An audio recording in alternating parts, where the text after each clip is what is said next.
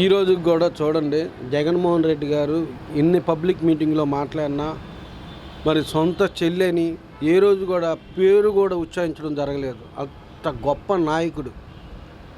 ఏ రోజు కూడా ఆయన ముందే చెప్పాడు, కుటుంబాల మధ్య కూడా కలహాలు తెచ్చి కుటుంబాలతో కూడా రాజకీయాలు చేస్తాడు చంద్రబాబు నాయుడు అని. ఆ విధంగానే జరుగుతుంది. మరి తెలంగాణలో ఈమె ఎవరినైతే మోసం చేసిందో వాళ్ళందరూ స్వయాన ఆమె చేసిన మోసం గురించి చెప్పడానికి ఆంధ్ర రాష్ట్రంలో కూడా ఇలాంటి మోసం జరగకూడదు, అక్కడ వేల కోట్లు లక్షల కోట్లు ఖర్చు పెట్టుకొని మేము మీద నమ్మకంతో పార్టీలోకి వచ్చి పార్టీలో ఖర్చు పెట్టుకున్న వాళ్ళు ఉన్నారు.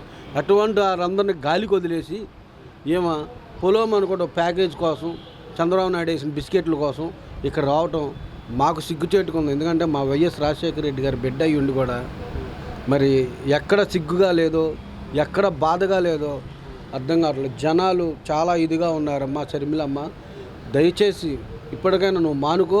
జగన్మోహన్ రెడ్డి గారు జనాలకు చేసిన వ్యక్తి. మీ నాన్నగారు ఏ విధంగా జనాల్లో పేరు తెచ్చుకున్నారో ఆ విధంగా పేరున్న నాయకుడు. మీరు మీ క్రెడిబిలిటీని అనవసరంగా మీరు పోగొట్టుకోవటమే కానీ మరి జగన్మోహన్ రెడ్డి గారిది చెక్కు చెదరదు. జగన్మోహన్ రెడ్డి గారు జనాల్లో ఉన్నాడు.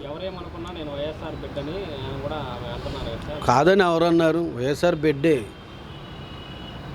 కాకపోతే మరి జగన్మోహన్ రెడ్డి గారికి ఆమెకు చాలా తేడా ఉంటుంది. ఏ రోజైతే తెలంగాణ ఆంధ్ర విడిపోయిందో, వైఎస్ చనిపోయినప్పుడు అక్కడ తెలంగాణ రాష్ట్రాన్ని వదిలేసి ఆంధ్ర రాష్ట్ర ప్రజల కోసం వచ్చేసి ఇక్కడే ఇల్లు కట్టుకొని ప్రతిపక్షంలో ఉన్నా సరే ఇక్కడే నివసిస్తూ ఇక్కడే ఓట్లు పెట్టుకొని ఇక్కడే ఒక ఇంచు కూడా దాటుకొని ఆంధ్రాలోనే ఉన్నాడు. నువ్వెక్కడున్నావు మొన్నటిదాకా? మరి జగన్ గారిని గెలిపించడానికి షర్మిల గారు పాదయాత్ర కూడా చేశారు కదా సార్. ఇప్పుడు కాంగ్రెస్లో కూడా రావడం జరిగింది. దాని ఇంపాక్ట్ జగన్ గారి మీద ఏం పడదంటారా? అసలు ఏమాత్రం పడదని, ఇంచు కూడా పడదు. అసలు ఏ విధంగా కూడా పడదు. మా ఓట్లు మాకే ఉన్నాయి. మాకున్న 54% ఇంకా పెరిగి 57, 58కి వెళ్ళిపోద్ది. ఎందుకంటే వాళ్ళ వల్ల మాకు లాభమే కానీ మాకు నష్టం జరగదు. ఎవరైతే అట్లాంటి ఇచ్చేశారో చంద్రబాబు నాయుడు, అలాంటి వాడికే నష్టం జరిగింది. ఒకరిని నష్టపరచాలని చూసే కూడా నష్టపోతాడు కానీ ఒకరిని నష్టపరచాలని చూసి ఒకరి మీద నెత్తి మీద చేయాలని చూస్తే అతని నెత్తి మీద అతను చేయి పెట్టుకుంటాడు. అంతేగాని జగన్మోహన్ రెడ్డి గారికి ఏమవుతుంది? ఎందుకంటే ఒకటేనండి, జనాల్లో చేశాడు ఆయన. మీరే ఉన్నారు టీవీ వాళ్ళు, వెళ్ళి చూడండి. ఎవరిని అడిగినా మా ఇంటికి ఇది వస్తుంది, మా ఇంటికి వస్తుంది. రానోడు ఏదో చెప్తాడు. రానోడికి కూడా రేపు అవకాశం ఇస్తే ఇంకా చేస్తాడు. ఎవరు చేస్తారు ఈరోజు? జనాలకి, ప్రజలకి ఎవరు చేస్తారు? ఈరోజు విజయవాడ నగరాన్ని ఊరికినే ఒక ఇదిలాగా చేసుకొని వెళ్ళిపోయాడు చంద్రబాబు నాయుడు. ఏ రోజు కూడా ముఖ్యమంత్రిగా ఉన్నప్పుడు విజయవాడకి ఒక డెవలప్మెంట్ ఏది చేయను. జగన్మోహన్ రెడ్డి గారు 450 కోట్లతో మరి బిఆర్ అంబేద్కర్ గారి విగ్రహం అక్కడ పెట్టడం, అదొక మంచి పార్క్ అవ్వటం. మరి హైదరాబాద్లో కేసీఆర్ పెట్టిన దానికి మరి ఇక్కడికి చాలా తేడా ఉంటుంది. మీరు గమనించండి, ఎంతో అద్భుతమైన కట్టడం అది. దాన్ని చూస్తారు, జనాలు వస్తారు. పర్యాటక కేంద్రంగా విజయవాడ మారిద్ది.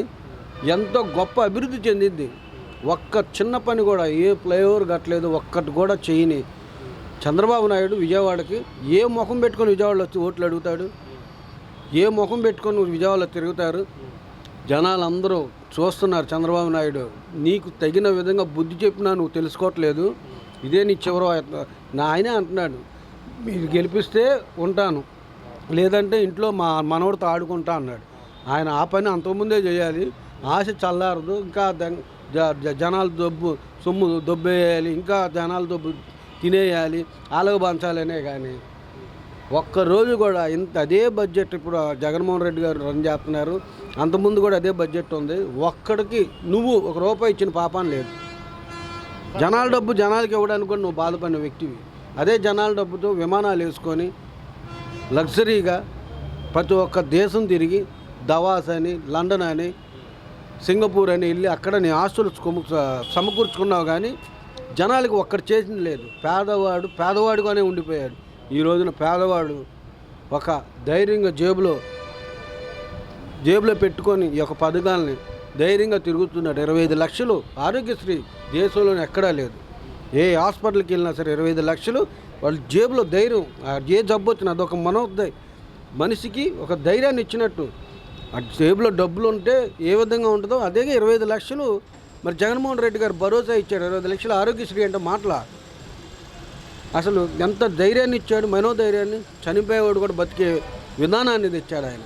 అంత గొప్ప పథకాలు తెచ్చిన జగన్మోహన్ రెడ్డి గారికి చంద్రబాబు నాయుడికి చాలా తేడా ఉంది. ఇలాంటి తెలుసుకొని మాట్లాడాలి కానీ అయ్యన్న పాత్రుడు లోకజ్ఞాని, లోక అజ్ఞాని, అహంకారి, అతను ఒక లుచ్చ. అతని మాటలు మేము పట్టించుకోము. ఆ లుచ్చా మాటలు మాకు అవసరం లేదు.